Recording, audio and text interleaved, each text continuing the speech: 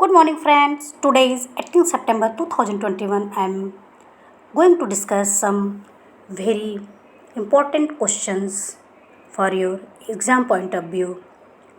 So let's start. Now, my first question is हाल ही में 2021 को उत्तर प्रदेश के मुख्यमंत्री योगी आदित्यनाथ ने कौन सी योजना का शुभारंभ किया है? तो इसका सही आंसर है उत्तर प्रदेश मातृभूमि योजना। अब इसके बारे में हम कुछ फैक्ट जानेंगे।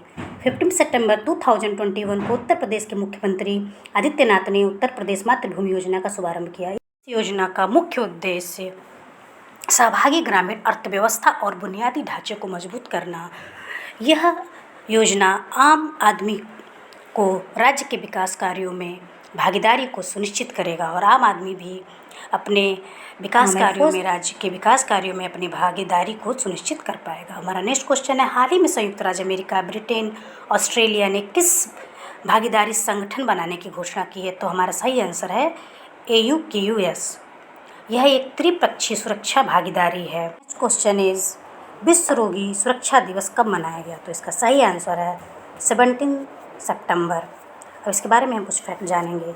विश्व रोगी सुरक्षा दिवस हर साल 17 सितंबर को मनाया जाता है। इसका उद्देश्य रोगी सुरक्षा के बारे में वैश्विक जागरूकता को बढ़ाना। इसकी जो थीम है वो है safe maternal and newborn care. हमारा नेक्स्ट क्वेश्चन है भेल ने 25 मेगावाट क्षमता वाले सबसे बड़े तैरते ऊर्जा परियोजना को सफलतापूर्वक कहाँ लॉन्च किया? तो हमारा सही आंसर है आंध्र प्रदेश।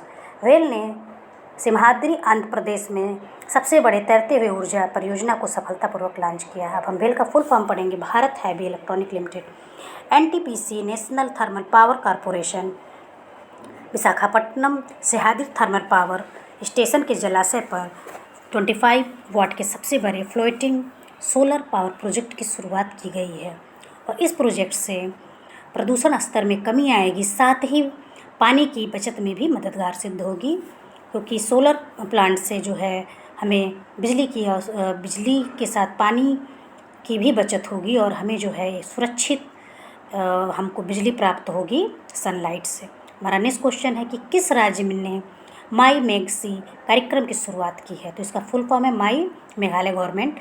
तो इसका सही आंसर है मेघालय। यह कार्यक्रम 15 सितंबर 2021 को मेघालय सरकार द्वारा शुरू किया गया था, जो नागरिकों की सुरक्षा के लिए शासन प्रक्रिया में भागीदारी की पहल है। अब जो है हम मुख्यमंत्री के बारे में जानेंगे कि कोनराड संगमा है और उसके राज्यपाल जो हैं मेघालय के वो सत्यपाल मलिक हैं। हमारा नेक्स्ट क्वेश्चन है कि निम्नलिखित में से किस संस्था ने शिक्षा में नवाचार के लिए यूनेस्को किंग संजोग साक्षरता पुरस्कार 2021 जीता है? इसमें मेरा सही आंसर है राष्ट्रीय मुक्त विद्यालय शिक्षा संस्थान। अब इस भारतीय सरकार के अधीन शिक्षा बोर्ड राष्ट्रीय मुक्त विद्यालय शिक्षा संस्थान को प्रतिष्ठित यूनेस्को किंग संजोग साक्षरता पुरस्कार 2021 दिया गया है। यह पुरस्कार की स्थापना 1989 में की गई थी। यह पुरस्कार योग्यता प्रदर्शन करने वाले सरकारी या सरकारी एजेंसियों और गैर सरकारी संगठनों द्वारा साक्षरता के प्रयास में विशेष योगदान देने के गतिविधियों के लिए पुरस्कार दिया जाता है और इनमें उन एजेंसियों का बहुत बड़ा योगदान होता है जो नवाचार के लिए शिक्षा के क्षेत्र में बहुत ज़्यादा प्रयास करती हैं।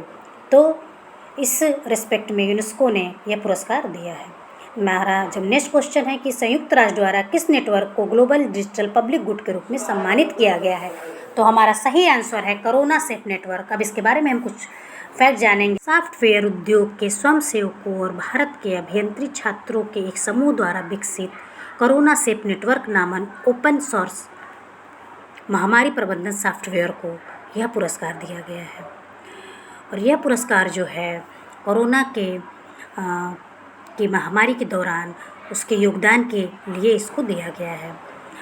अब ये जो है ग्लोबल डिजिटल पब्लिक अवार्ड बहुत ही महत्वपूर्ण है। अब जो है हमारा नेक्स्ट क्वेश्चन है भारतीय गुणवत्ता परिषद द्वारा देश में प्रयोगशाला गुणवत्ता और प्रदर्शन में सुधार को बढ़ावा देने के लिए स्थापित किया गया नया पुरस्कार का नाम क्या है? तो इसका सही आंसर है प्रोफेसर SK जोशी प्रयोगशाला उत्कृष्ट पुरस्कार। अब इसके बारे में हम कुछ फैक्ट को जानेंगे। ये भारतीय गुणवत्ता परिषद द्वारा स्थापित पुरस्कार का नाम प्रोफेसर SK जोशी प्रयोगशाला उत्कृष्ट पुरस्कार है। अब जो है QIC का फुल फॉर्म होता है क्वालिटी काउंसिल ऑफ इंडिया। इसकी स्थापना भारत सरकार और भारतीय उद्योग जगत ने संयुक्त रूप से की थी। भारतीय गुणवत्ता परिषद का मुख्य उद्देश्य राष्ट्रीय प्रमाण ढांचे की स्थापना और संचालन करना तथा राष्ट्रीय गुणवत्ता अभियान के लिए गुणवत्ता को बढ़ावा देना। भारतीय गुणवत्ता परिषद की स्थापना 1997 में हुई थी और इसका जो हेडक्वार्टर है वो दिल्ली में है। अब जो है अपने हम नेक्स्ट क्वेश्चन की तरफ आते हैं। तो हमारा जो नेक्स्ट क्वेश्चन है वो है कि नीति आयोग ने जीरो प्रदूषण प्रतिपादन वाहनों को बढ़ावा देने के लिए कौन सा कार्यक्रम शुरू किया है? तो इसका नाम है शून्य कार्यक्रम। अब इसके बारे में हम कुछ इम्पोर्टेंट फैक्ट को डिस्कस करेंगे। तो जो शून्य कार्यक्रम है वो नीति आयोग के द्वारा जारी किया गया है। 15 सितंबर 2021 को अमेरिका स्थित रॉकी माउंटेन इंस्टीट्यूट और RMI इंडिया के सहयोग से सरकार के थिंक टैंक नीति आयोग ने इस अभियान की शुरुआत की है। इस कार्यक्रम का उद्देश्य प्रदूषण को नियंत्रण के लिए इलेक्ट्रिक वाहनों के उपयोग को बढ़ावा देना है। अब जो है नीति आयोग के बारे में हम कुछ बातों को जानेंगे। नीति आयोग जो है एक नई संस्था है जिसे योजना आयोग की जगह पे गठित किया गया है। पहले जो योजना आयोग था वो भारत सरकार के लिए योजनाएं बनाता था, लेकिन अब इसका अस्तित्व खत्म हो चुका है। इसके स्थान पे नीति आयोग का गठन हो चुका है, जिसकी स्थापना 1 जनवरी 1915 को की गई थी और इसका मुख्यालय जो है वो दिल्ली में है। हमारा नेक्स्ट क्वेश्चन है कि भारत में इंजीनियरिंग दिवस कब मनाया जाता है? तो सही आंसर है 15 सितंबर। अब इसके बारे में हम कुछ फैक्ट जानेंगे। भारत में 15 सितंबर को इंजीनियरिंग दिवस मनाया जाता है और यह जो दिवस है महान इंजीनियर मोक्षगुंडम विश्वेश्वरैया की जयंती के रूप में मनाया जाता है। और ये जो मोक्षगुंड विश्वेश्वरैया थे वो भारत के इंजीनियर, विद्वान और राजनेता थे और इन्होंने विज्ञान के क्षेत्र में बहुत ही वर्क किया था।